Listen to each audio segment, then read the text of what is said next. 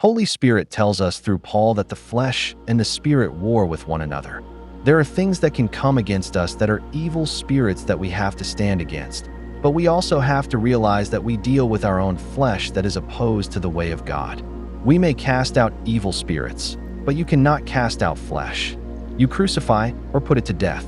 Now understand, I am not telling any to physically hurt yourself, and neither was Jesus. Paul makes it clear how we crucify and put our flesh to death.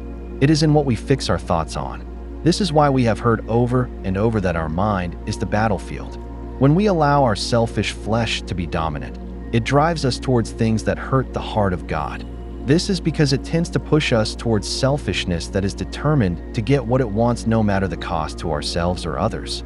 However, when we believe we have grace and Holy Spirit in us combating the flesh, when we train our minds to know the heart of God and follow the Spirit, we crucify our flesh in that moment.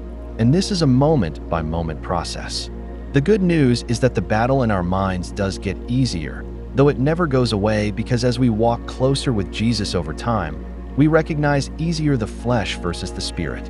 The things of the Spirit produce life and love in us. Let me give you an example. Someone says something about you to ruin your name that isn't true.